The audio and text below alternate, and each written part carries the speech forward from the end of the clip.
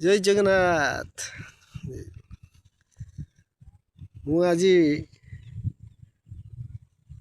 ଗୋଟିଏ ଭିଡ଼ିଓ ବନାଉଛି ଯାହା ସରକାରଙ୍କ ଯେଉଁ କାର୍ଯ୍ୟକାରୀ ଚାଲିଛି ତାହା ମଧ୍ୟରେ ଟିକେ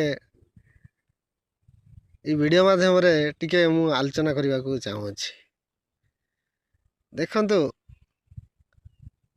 ଓଡ଼ିଶାରେ ଭାରତୀୟ ଜନତା ପାର୍ଟିର ସରକାର ଉଭା ହେଇଛନ୍ତି ବା ବର୍ତ୍ତମାନ କାର୍ଯ୍ୟକାରୀ ଅଛନ୍ତି। ଯାହା ହଉ, ବହୁ ବର୍ଷ ପରେ ଆମ ଭାରତୀୟ ଜନତା ପାର୍ଟି ଗୋଟିଏ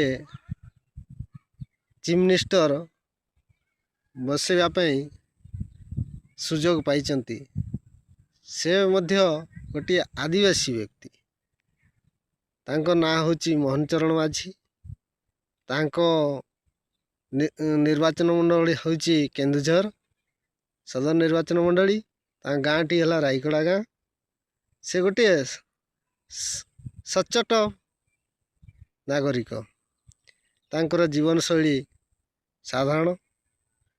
ଆଉ ସେ ପ୍ରଥମରେ ସରପଞ୍ଚରେ ଛିଡ଼ା ହୋଇ ନିର୍ବାଚିତ ହୋଇଥିଲେ। ତାପରେ ପରେ ସେ MLରେ ଛିଡ଼ା ହେଲେ। MLରେ ମଧ୍ୟ ଜିତିଥିଲେ। ଆଉ ବର୍ତ୍ତମାନ ମଧ୍ୟ ସେ MLରେ ଜିତିଛନ୍ତି। ଆଉ ଏଇ କେନ୍ଦୁଝର ନିର୍ବାଚନ ମଣ୍ଡଳୀରେ ଭାରତୀୟ ଜନତା ପାର୍ଟି ସବୁବେଳେ ଅଗ୍ରଣୀ ଥାଏ। ମଝିରେ ବିଜେଡ଼ି ଦୁଇଥର ନିର୍ବାଚିତ ହୋଇ ଯାଇଥିଲେ, କିନ୍ତୁ ଭାରତୀୟ ଜନତା ପାର୍ଟିର ଯେଉଁ ମୋହନ ଭାଇ ଲାଗିକି ରହିଛନ୍ତି, ସେ ନିରାଶ ହେଇଥିଲେ ମଧ୍ୟ, କେତେଥର ସେ ହାରିଥିଲେ ମଧ୍ୟ ସେ ମନୋବଳକୁ ଦୃଢ଼ ରଖି ତାଙ୍କ ସହଯୋଗୀ ସାଥିରେ, ପୁରୁଣା କର୍ମୀମାନଙ୍କ ସାଥିରେ ସେ ରାସ୍ତା ଚାଲି ଆଗକୁ ଯାଇ ବର୍ତ୍ତମାନ ସେ ଆମ ସରକାର ରୂପେ ଉଭା ହେଇଛନ୍ତି ବା CM ରୂପରେ ଆସନରେ ବସିଛନ୍ତି। କିନ୍ତୁ ବସିଲା ପରେ ଅନେକ ଲୋକଙ୍କର ଅନେକ କଥା ଆଲୋଚନାକୁ ଆସୁଛି।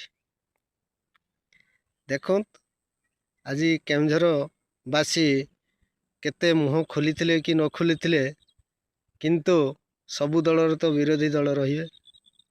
ସେ କଂଗ୍ରେସ ହଉ, ବିଜେଡ଼ି ହଉ, BJP ହଉ, CPM ହଉ, ସବୁଥିରେ ବିରୋଧୀ ଲୋକ ରହିବେ। ବିରୋଧୀ ନହେଲେ ସରକାର ମଧ୍ୟ